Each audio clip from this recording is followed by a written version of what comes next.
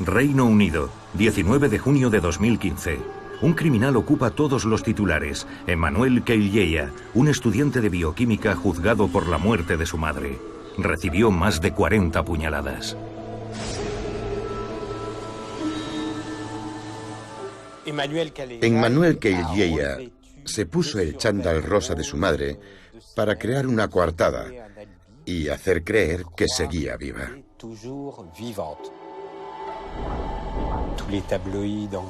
Todos los tabloides anglosajones dijeron que era el nuevo Norman Bates, el nuevo psicópata. Eso demuestra hasta qué punto el personaje de Norman Bates está enraizado en la cultura popular.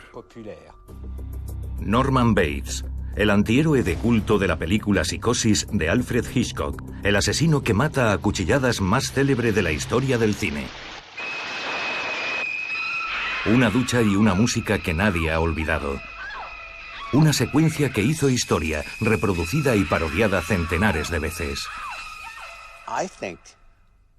Lo que me parece interesante, y personalmente me fascina, ya sea Aníbal Lecter o Norman Bates, es ver hasta qué punto gustan al público. Les gustan, sienten afecto por ellos. Varios actores han encarnado a Norman Bates, Anthony Perkins y Vince Vaughn en el cine.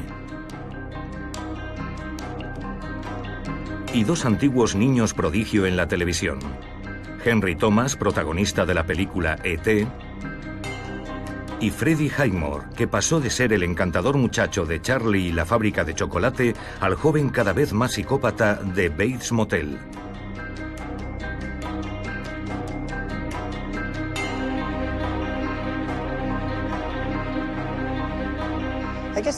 Yo creo que es ante todo la historia de una familia. Una familia un poco extraña, pero una familia cuya historia no deja de interesarnos y es atemporal. Desde los disfraces de Halloween a las camisetas, pasando por las cortinas de ducha, los indicios no mienten. Norman Bates es uno de los asesinos en serie más icónicos de la cultura popular, cuya sonrisa sigue escondiendo multitud de oscuros secretos.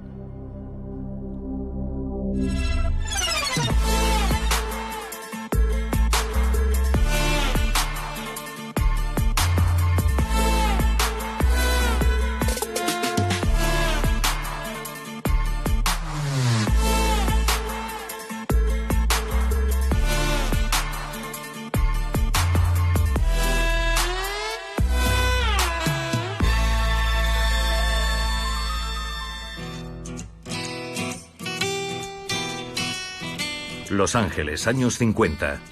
Hollywood tiene solo una obsesión: exportar el sueño americano para luchar contra los pérfidos comunistas.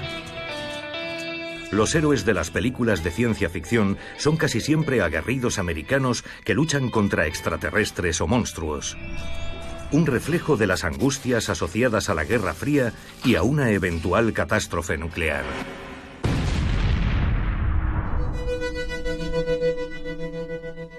Cuando se proyecta la nueva película de Alfred Hitchcock en 1960, él desentona. No es una película de cine negro ni de ciencia ficción, y no es realmente una película de terror. Es una suerte de thriller psicológico salido de ninguna parte. Cuando se trata del maestro del terror, el estadounidense Patrick McGillian es la referencia. Psicosis es una película que representa un hito en la historia. Es una película de referencia, porque su personaje principal se convirtió después en un modelo para otros guionistas. Es el tipo de personaje que se convierte en alguien muy familiar y que el público jamás podrá olvidar.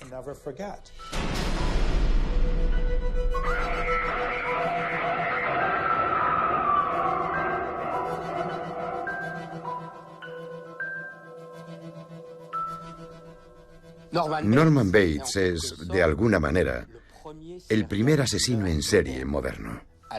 Tanto en la novela como en la ficción, lo es al mismo tiempo. Él es, de alguna manera, el ancestro, aunque anteriormente hubiera existido Jack el Destripador. Es el ancestro de los asesinos en serie modernos.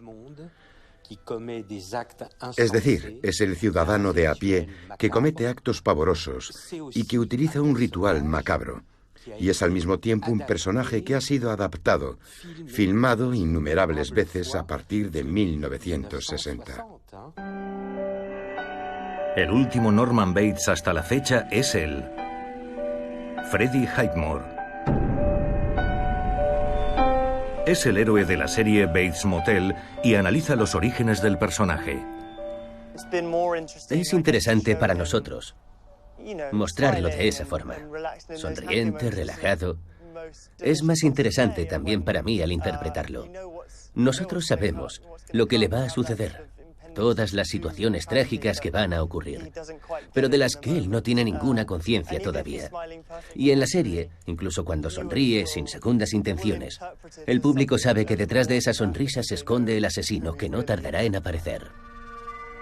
Norman Bates, un nombre que resuena todavía como las rasgaduras de un cuchillo en una silla. Un personaje que no nació de la imaginación de Hitchcock. Norman Bates. Su nombre apareció unos años antes en una novela de Robert Bloch, autor de relatos policíacos y novelas fantásticas. Stéphane Bourgoin, escritor especializado en el estudio de los asesinos en serie, conoció bien a Robert Bloch. Tras varios encuentros, los dos hombres se hicieron amigos hasta el punto de que el escritor aceptó ser el padrino del hijo de Stéphane Bourgoin. Robert Bloch, en 1957, vivía en Wisconsin, en un pueblecito ubicado a 40 millas, a unos 60 kilómetros de Plainfield. Allí, por aquel entonces, hacía estragos Ed Gein. Ed Gein, un agricultor anónimo de los alrededores. Fue el principal modelo para el personaje de Norman Bates. Ed Gein nació en 1906 en Estados Unidos. Creció en una familia muy problemática. Su padre era alcohólico, estaba permanentemente desempleado, pegaba a su mujer. Su mujer se arrastraba suplicando al Señor que se llevara pronto a su marido.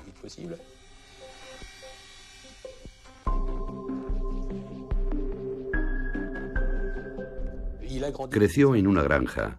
Luego sus padres abrieron una carnicería. A los 7 años, Gein empezó a ver escenas sangrientas casi todos los días. Veía a su madre descuartizar los cerdos y arrancarles las entrañas. Era un espectáculo cotidiano. Ed Gein guarda un oscuro secreto. Desea violentamente, desde lo más profundo de su ser, convertirse en una mujer. Pero no se pone medias y vestidos en su casa, sino que desentierra cadáveres de mujeres para descuartizarlas. En aquellas tumbas, Gein buscaba una cosa. Quería transformarse en mujer. Así que de las mujeres que había seleccionado, extraía las caras, los pechos y las vulvas y hacía máscaras. Confeccionó un torso con diferentes partes de aquí y allá, con el que se vestía las noches de luna llena y se iba a bailar a su jardín o al bosque. Rápidamente, el cementerio pierde interés para Ed Gein. Se fija entonces en mujeres de su entorno, esta vez vivas. Podemos hablar de una decena de víctimas, incluyendo las desapariciones y los cadáveres encontrados en su casa y de los que nunca ha habido explicación. Arrestado en 1957, la atrocidad de sus crímenes deja helados a los estadounidenses. Ed Gein se convierte de inmediato en una leyenda terrorífica alimentada por una prensa fascinada. Como un personaje de cuento de terror, le llegaron a dedicar incluso canciones.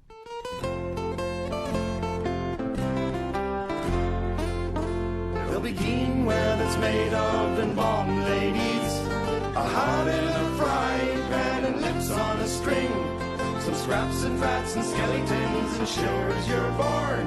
The the ugliest of all was using cords. Ed Gein, asesino, pero también habilidoso con las manos, no dudó en confeccionar objetos cotidianos con la piel de sus víctimas, como esta silla de cuero. Robert Bloch, estupefacto al conocer que aquellos crímenes se habían cometido cerca de su casa, se pone manos a la obra. Aquel extraño suceso le marca de inmediato y en 7 semanas, sin interrupción, completa la novela Psycho. En estas imágenes, sacadas de los archivos personales de Stefan Bourgoin, Robert Bloch expresa sus sentimientos acerca de la fascinación de los medios de comunicación estadounidenses por los asesinos en serie. Yo creo que los medios de comunicación son los responsables en gran medida de la explotación del fenómeno de los asesinos en serie. Hay un gran sensacionalismo alrededor de estos asuntos. No existe el pudor mediático cuando se trata del comportamiento de un asesino. Cuando se escribe la biografía de tal o cual asesino. Fiel a sus convicciones, Robert Bloch no va a crear sobre el papel una mera copia de Ed Gein. Refleja ciertos detalles terroríficos de su historia para inventar un personaje mucho más fascinante. Bajo su pluma, Ed Gein no es un agricultor, sino el propietario de un hotel que padece un desdoblamiento de personalidad. Bautiza a su personaje de ficción como Norman Bates, las 2 primeras palabras que el lector descubre cuando abre el libro.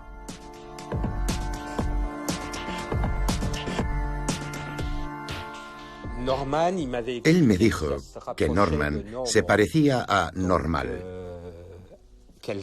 Por tanto, alguien normal dentro de su anormalidad. Así que quería configurar una especie de ciudadano corriente. Me explicó una vez que Bates era un vecino del pueblo al que detestaba. Que tenía un perro, o 2 perros, no me acuerdo, que ladraban constantemente y le despertaban por la noche. Y cuando le pidió que hiciera callar a sus perros, el enfrentamiento, de alguna manera, se recrudeció. Así que para él era una forma de vengarse de aquel vecino irascible. La novela se terminó en 1959. Sin embargo, a pesar de la atracción que sentía el público por las sórdidas fechorías de Ed Gein, Psicosis, la novela, fue recibida con indiferencia. Pero una crítica enormemente favorable fue publicada en el New York Times, un periódico que Alfred Hitchcock leía todos los días. Bloch demuestra que una historia creíble de enfermedad mental puede ser escalofriantemente aterradora. En los años 50, Hitchcock encadena 3 grandes éxitos: La ventana indiscreta, Vértigo y Con la muerte en los talones. También se divierte dando miedo al espectador con su programa de culto Alfred Hitchcock Presenta. En 1959 solo tiene un deseo: rodar una pequeña película con su equipo de televisión sin las imposiciones de las grandes producciones. En la novela encontrará por fin su nuevo tema, y sobre todo a Norman Bates, que le recuerda a otro asesino en serie famoso en su Inglaterra natal, Jack el Destripador. El origen de la fascinación del director por los asesinos en serie hay que buscarlo en su infancia. Sencillamente porque creció en el mismo barrio que uno de los asesinos en serie más célebres del Reino Unido, Jack el Destripador. Aunque los hechos sucedieran antes de que él naciera, nadie detuvo jamás a Jack el Destripador. Nadie ha logrado identificarlo, y su nombre no cesa de aparecer en las conversaciones de vecindario.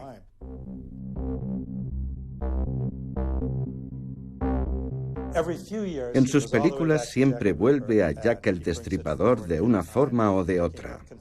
Cuando en 1959 comenzó a leer Psicosis, la novela de Robert Bloch, estoy seguro de que su reacción fue... Hitchcock compra de inmediato los derechos de la novela. El agente de Robert Bloch recibe una oferta de $9.500 sin tener la menor idea de con quién está negociando. Hitchcock tenía la costumbre de ocultar su identidad cuando compraba derechos. Así que el agente de Robert Bloch recibe una proposición a ciegas: la adaptación de la novela al cine. Le dicen que deberá rodarse en blanco y negro, así que piensa automáticamente que se trata de una película de bajo presupuesto, aunque la propuesta provenga de uno de los grandes estudios que se llama Universal Pictures. El guión es muy fiel a la trama de la novela, pero se modifica un detalle primordial. En la novela, Bates es un hombre de unos 40 años, rechoncho e inquietante. Tomando una idea de su guionista, Joseph Stefano, Hitchcock lo convertirá en un hombre joven de su propia cosecha. El tipo de persona de la que se podrá decir: míralo, sería incapaz de matar a una mosca. A continuación, Hitchcock se fija en un actor del que se comienza a hablar en los medios: el joven Anthony Perkins. Anthony Perkins no era un desconocido. Estoy seguro de que Hitchcock ya lo miraba con el rabillo del ojo, y cuando llegó a sus manos el proyecto de la adaptación de Psicosis, estoy seguro de que su entorno y su primera consejera, su mujer, Alma, todos vieron en él al actor ideal que daría vida a Norman Bates. Los Hitchcock se sienten intrigados por la ambigüedad sexual que transmite Anthony Perkins, una impresión inquietante que servirá de maravilla al personaje de Norman Bates. En aquella época la sexualidad de Anthony Perkins era difusa. No sabíamos si era gay, bisexual o heterosexual, o cómo se definía él mismo. La elección fue un golpe de genio de Hitchcock.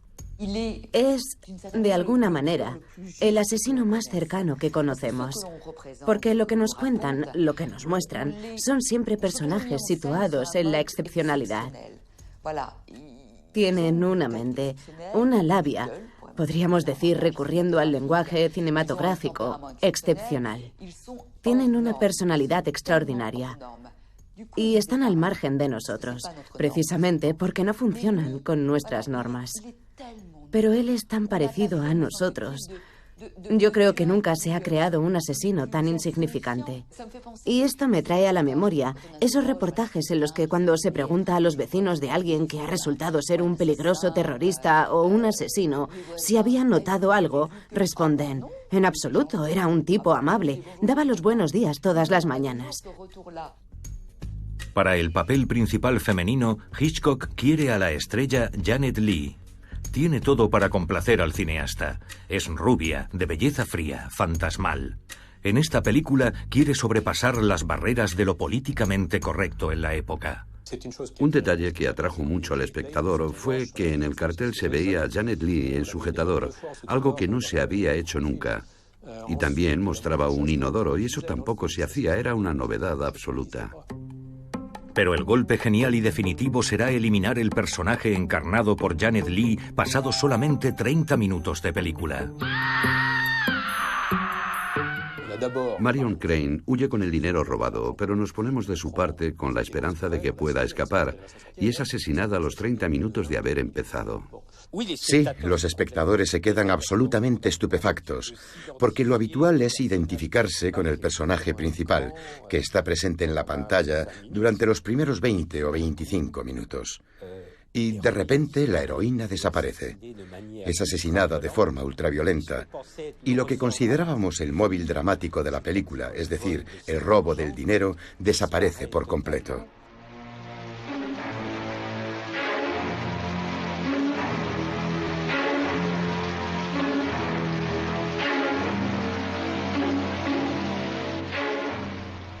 Entonces, Hitchcock invierte la situación y bascula la trama hacia Norman Bates, y nos ponemos de parte de Norman Bates, un pobre muchacho que intenta recoger los residuos dejados por su madre, limpiar la sangre y deshacerse del cadáver. El rodaje termina a un ritmo vertiginoso y tras varios meses, la película está lista a finales de 1959. Ahora Hitchcock solo tiene una idea: preservar el misterio alrededor de Norman Bates. Mostrar su desdoblamiento de personalidad significaría acabar con el suspense de la película y el giro final. Para evitar filtraciones, ordena a su ayudante comprar todos los ejemplares de Psicosis. Y para que el misterio perdure, se inspira en su alter ego francés, Henri Georges Clouzot. Cuando Clouzot lanzó Las Diabólicas, Hitchcock se dijo: no está mal.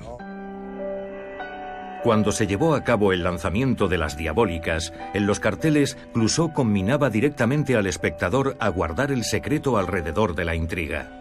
No sea diabólico, no destruya el interés que podría animar a sus amigos a ver esta película. No les cuente lo que ha visto. Gracias en su nombre. Impresionado, en la promoción de Psicosis, Hitchcock hará exactamente lo mismo.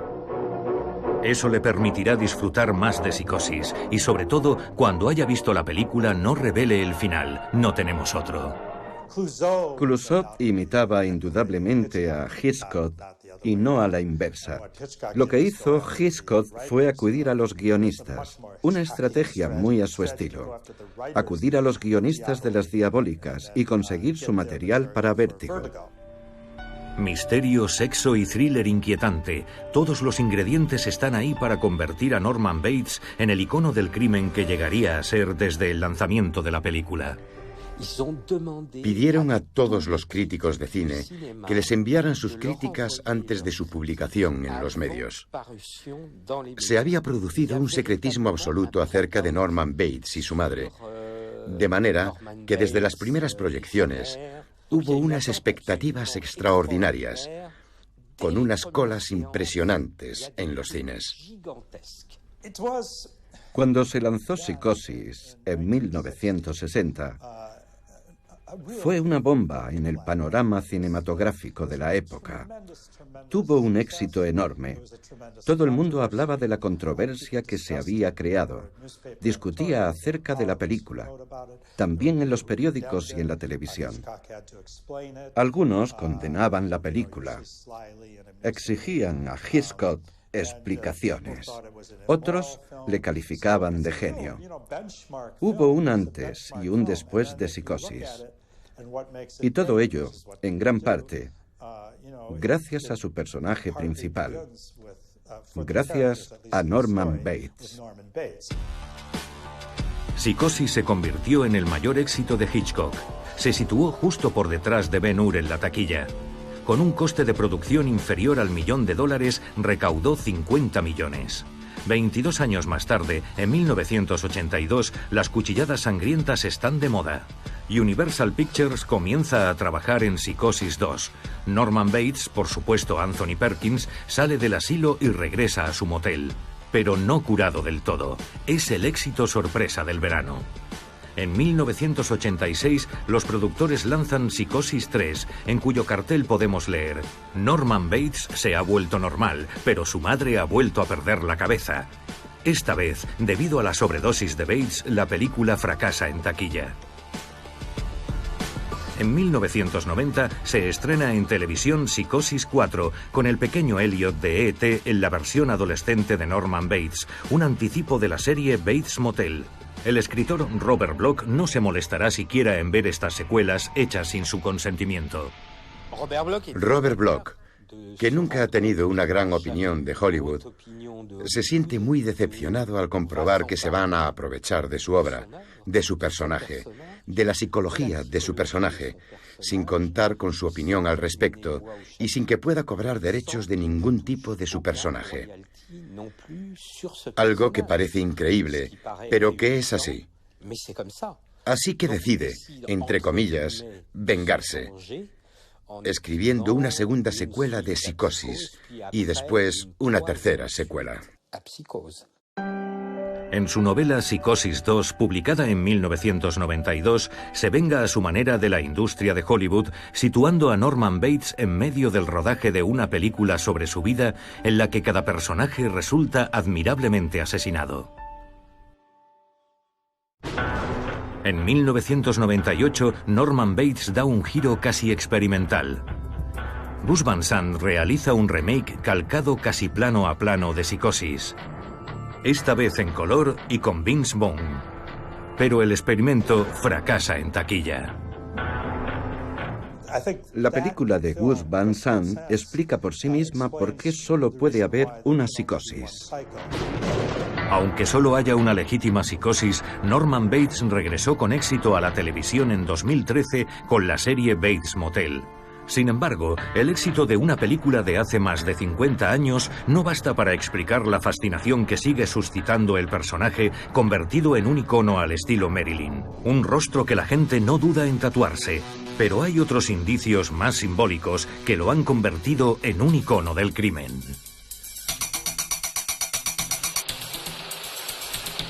Norman Bates está indisolublemente unido a su motel, verdadero segundo personaje en la película Psicosis que participa de la leyenda de su héroe psicópata. El motel se nos presenta como el lugar de todos los horrores made in USA, donde acechan los monstruos del pasado y del inconsciente.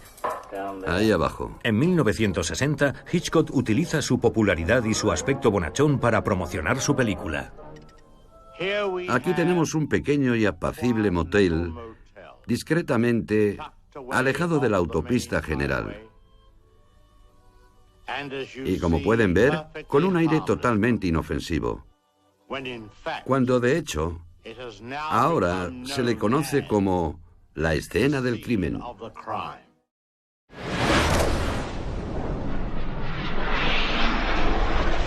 He aquí el Vancouver actual. Su ciudad, su mar, sus montañas y su climatología, a veces algo esquizofrénica, donde se pasa de un hermoso y gélido sol invernal a eso que los canadienses llaman el West Fog o la niebla de la costa oeste. Aquí se rueda la serie. Los productores de la precuela televisiva entendieron muy bien el lugar preponderante que ocupa el motel en el imaginario que rodea a su héroe, titulando la serie Bates Motel. Que es, si se me permite decirlo, un poco más siniestro. Hoy la climatología local es el reflejo perfecto de la mente torturada de Norman. Hace mucho frío. No es algo que uno deba decir a cámara, pero lo cierto es que les encanta filmar en invierno en Vancouver.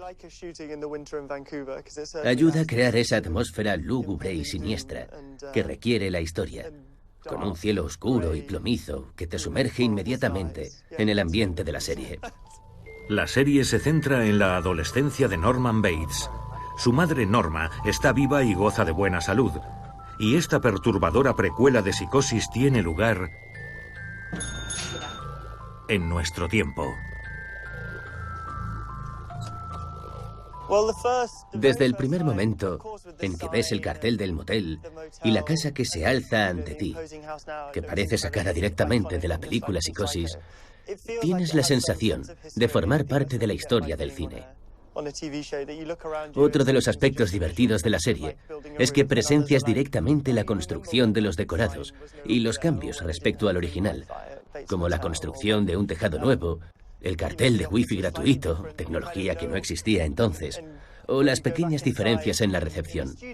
Y cuando vuelves a rodar en el estudio, te sientes un poco como en casa, como si formaras parte de la historia y recuerdas todas las escenas que han tenido lugar desde el principio de la serie. El origen de la palabra motel es fácil de encontrar. Se trata simplemente de la fusión de las palabras motor y hotel. Un motel constituye, de hecho, ese curioso concepto nacido en Estados Unidos que permite a los huéspedes aparcar justo delante de su habitación, con todo listo para reanudar el viaje a primera hora de la mañana. Mark S. Freeborn es el diseñador de producción. Es buen conocedor de las series en las que el escenario debe subrayar la locura del protagonista. Trabajó durante 4 años en la serie Breaking Bad.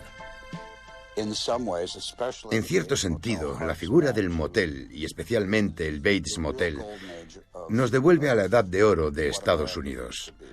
Los moteles eran como un faro en la noche, un segundo hogar lejos de casa en el que uno se sentía cómodo y protegido.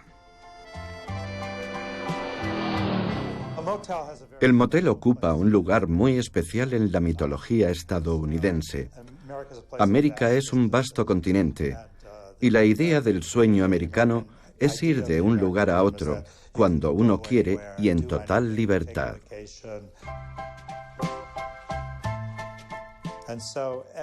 Todo estadounidense conoce la sensación de aterrizar en un motel extraño en mitad de la noche.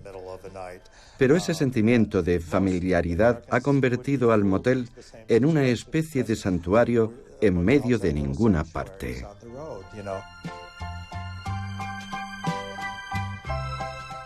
En la carretera encontramos siempre esos pequeños moteles baratos para albergar a tu familia durante un par de noches camino de las vacaciones. Las cosas han cambiado muy significativamente durante los últimos 50 años, pero ese es un elemento que ha perdurado en el tiempo. Los moteles abandonados siguen ejerciendo una poderosa fascinación para los turistas y para mí. Con los años, los moteles pierden su antiguo esplendor. Baratos y prácticos para mantener el anonimato, se convierten en el refugio ideal para delincuentes. En la década de los 50, el FBI elabora un listado de todos los moteles del país para vigilar a los ciudadanos susceptibles de causar dificultades. Son un mundo aparte. Un espacio ajeno a todo, donde se vive fuera de las normas. Y te puede pasar de todo. Lo mejor, pero también lo peor. Son también lugares que asociamos a todo lo que está fuera de la ley, en el sentido de la transgresión y la ilegitimidad. Es, por ejemplo, el lugar de encuentros sexuales. No son sus maridos ni sus esposas con quienes las personas se citan en un motel. La asociación de la locura asesina de Norman Bates con su motel, tan reconocible y tan estrechamente vinculado a la mitología americana, fue una de las genialidades de sus creadores. El motel es un lugar de paso. Pasamos allí, ¿cuánto? ¿Una noche? Y especialmente en el Bates Motel, si tenemos la suerte de sobrevivir. Y en ese motel se desarrolla la escena del crimen más famosa de la historia del cine. Un crimen 1000 veces imitado, pero nunca igualado, unido para siempre al personaje icónico de Norman Bates. ¿La escena del crimen? El cuarto de baño.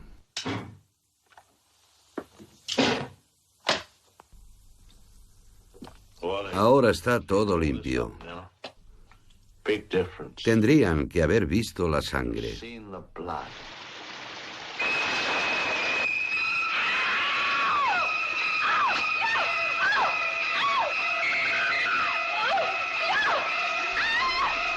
Para realizar este rápido encadenamiento de planos fueron necesarios 7 días de trabajo en un rodaje que duró 3 semanas. Se hicieron más de 70 tomas, con un coste superior a los $60.000. Un trabajo colosal para apenas 45 segundos que demuestran la importancia que esta secuencia tenía para Hitchcock. El espectador, que en una posición de voyeur observa maliciosamente el salvaje asesinato de la mujer desnuda en la ducha, se convierte por medio de la cámara en su asesino y torturador.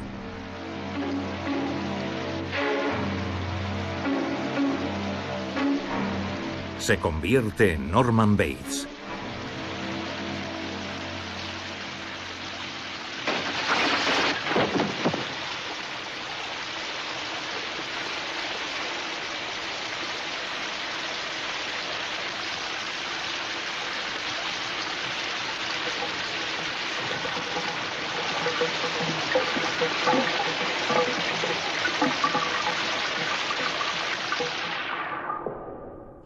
Yo no diría que Hitchcock sea perverso, pero sí muy astuto. Nos coloca en una posición tremendamente incómoda. ¿Y si fuéramos nosotros también un poco los asesinos, capaces de semejante violencia? Nos involucra de una manera perturbadora y tal vez placentera, lo que resulta aún más inquietante.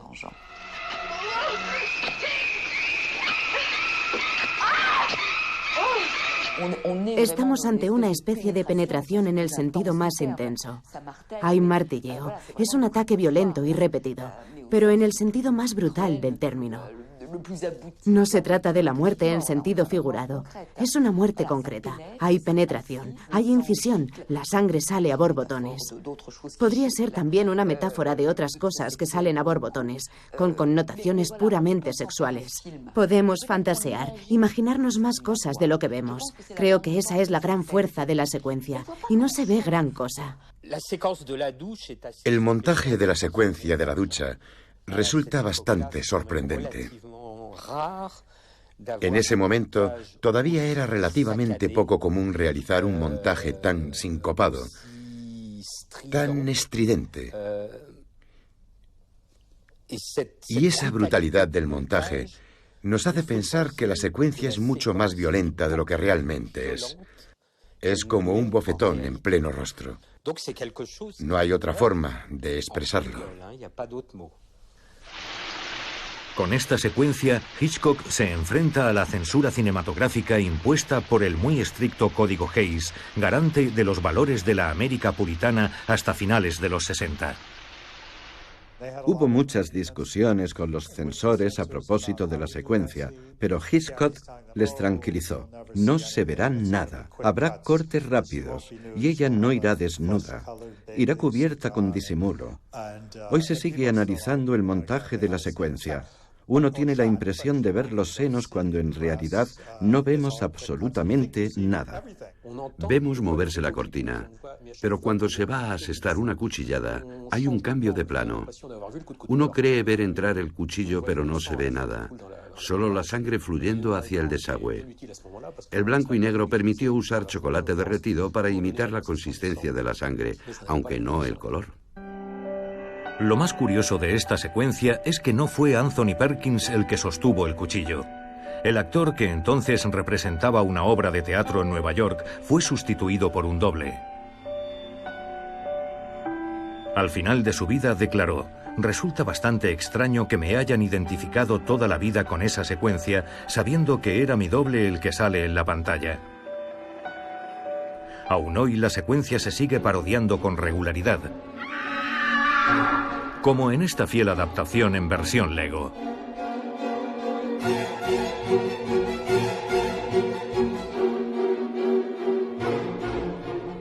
Incluso ha sido objeto de parodia en esta serie francesa. Rodar en una bañera cuesta caro, sobre todo si queremos algo que tenga prestancia. ¿Y si rodáramos la secuencia en una ducha? En el guión viene marcada una bañera. Yo me paso por el forro el guión. Si sale más barato rodar en el ojo del culo de Jennifer, lo haremos. ¿Está claro? Dudo que haya espacio. Recientemente ha sido Jamie Lee Curtis, la propia hija de Janet Leigh, la que ha parodiado la secuencia de la ducha para la serie Scream Queens. En una fotografía en blanco y negro publicada en las redes sociales, sostiene orgullosa la foto de su madre. La serie Bates Motel juega abiertamente con la reputación de esta secuencia y a lo largo de las distintas temporadas mantiene en vilo a sus fieles seguidores que solo aguardan una cosa: que el personaje interpretado por Freddie Highmore haga su propia versión de esta secuencia legendaria. Sí, la secuencia de la ducha. Al final llegará ese momento. La verdad es que hacemos bastante referencia a Psicosis en la serie. Pero al mismo tiempo, procuro que mi interpretación de Norman Bates no sea comparada constantemente con la de Anthony Perkins, para no alejarnos demasiado del universo de la serie. Supongo que rodaremos la secuencia de la ducha, pero no exactamente igual que en Psicosis. No trabajamos con la idea de recrear con exactitud las secuencias de Psicosis, ni copiar los planos de la película de Alfred Hitchcock. Una escena del crimen legendaria en un decorado de culto. Estos son los elementos que hicieron de Norman Bates un verdadero icono que ha impregnado completamente la cultura pop. Pero el personaje Bates es ante todo un asesino sediento de sangre, cuya raíz del mal es de orden psicológico, un desdoblamiento de personalidad que sigue alimentando el mito. Norman está muy unido a su madre. ¿Demasiado unido? Sí, puede que demasiado. En cierto modo es una historia de amor.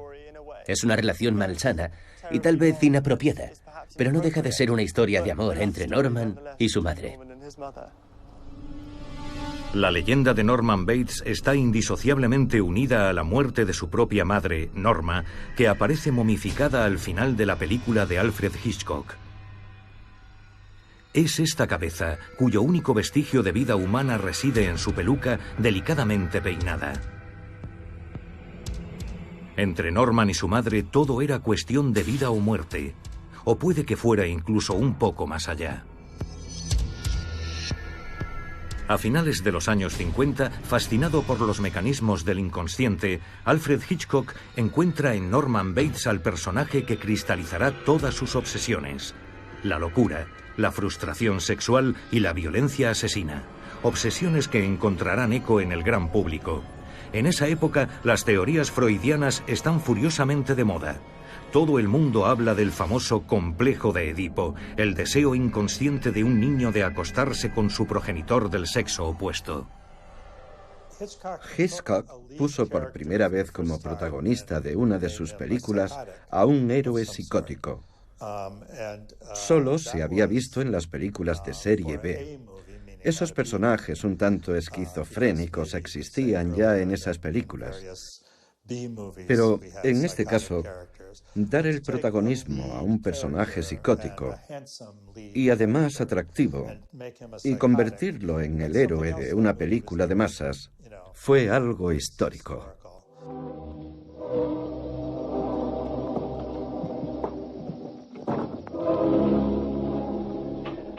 Deberíamos sentir lástima por este joven. Después de todo, estar dominado por una mujer casi maníaca sería suficiente para empujar a cualquiera hasta el extremo de... Bueno, entremos. Así como en Psicosis, la relación tortuosa entre Norman Bates y su madre es solo un elemento más de la película, la serie Bates Motel ha decidido convertirlo en el tema principal. Sí, es evidente que hay algo freudiano en su compleja relación, pero al mismo tiempo se trata de una relación doble que va más allá del amor de Norman por su madre. Y lo interesante en la serie es que son dos personajes dependientes el uno del otro. Las barreras sexuales y morales prácticamente no existen, al menos en la mente de Norman. Sin embargo, hay una extraordinaria unión entre ambos, que va mucho más allá del amor que Norman siente por su madre. Norma y Norman, un dúo tóxico en el que la frustración y la promiscuidad sexual abocarán poco a poco al joven Norman a la locura. Este dúo madre-hijo es psíquicamente peligroso en el sentido de... En fin, ya es peligroso de por sí para cualquier joven convertirse en el objetivo último de su madre, en su única razón de vivir y en su pasión. Y en este momento, el término castrador adquiere pleno sentido. La madre lo coarta todo en la casa. Coarta cualquier apariencia de independencia, de placer, de deseo. Porque el deseo hay que buscarlo fuera. Y te obliga a mirar a tu alrededor y a mirar a otras personas distintas a mamá. Y tal como yo lo veo, tal como me imagino ese dúo, es ella la que lo impide todo, la que cierra todas las puertas.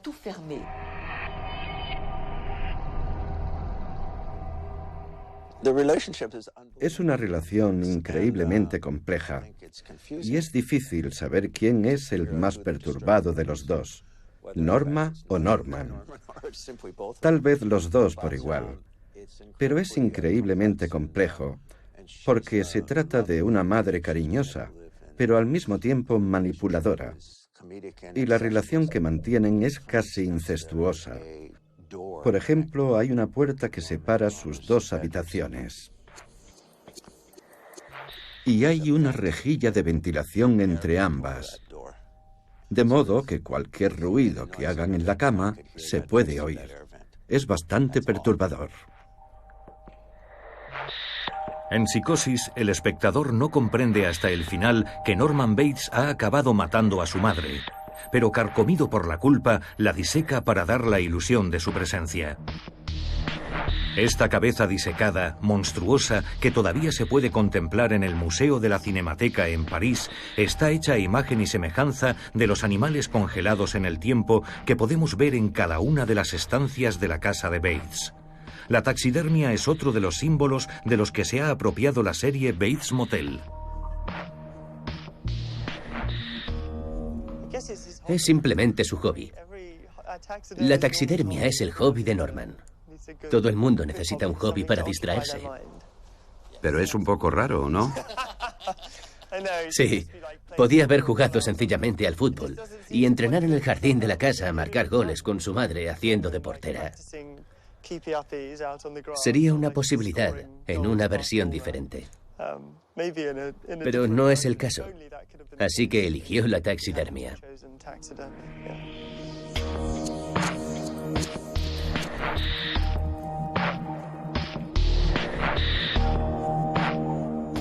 Yo tengo mi propia teoría sobre la peculiar afición de Norman.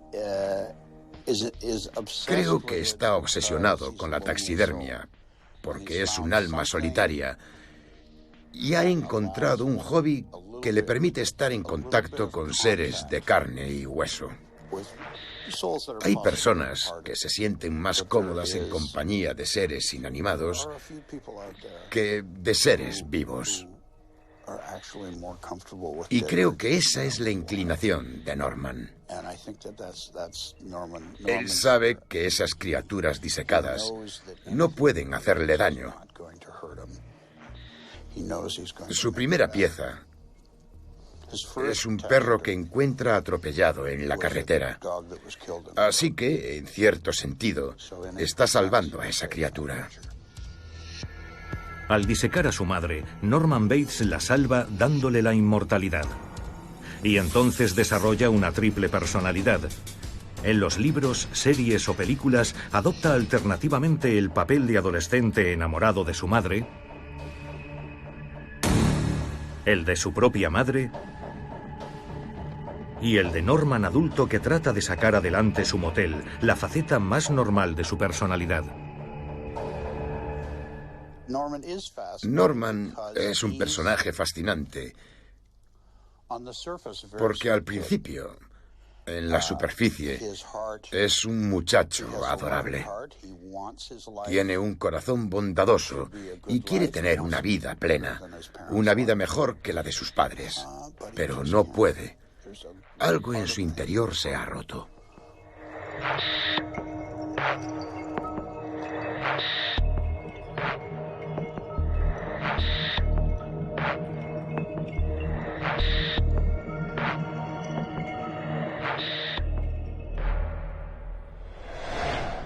Todavía quedan zonas de penumbra en la personalidad de Norman Bates, zonas oscuras aún inexploradas.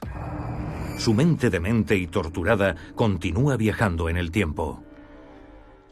Aún quedan algunas preguntas sin respuesta sobre la personalidad asesina de Norman, y no creo que se sepan hasta el final de la serie. Sin él no existiría el Club de la Lucha, ni el Cisne Negro, ni otros antihéroes asesinos y esquizofrénicos. Hay pocos personajes de ficción que el público identifique tan de inmediato. Ha dejado una profunda huella.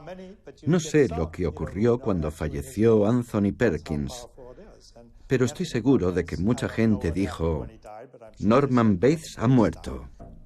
Norman Bates ha sobrevivido a su intérprete principal y sigue viviendo en la actualidad encarnado por el actor Freddie Highmore. Me estoy haciendo mayor junto a Norman. Solo espero que nuestros destinos no sigan el mismo camino.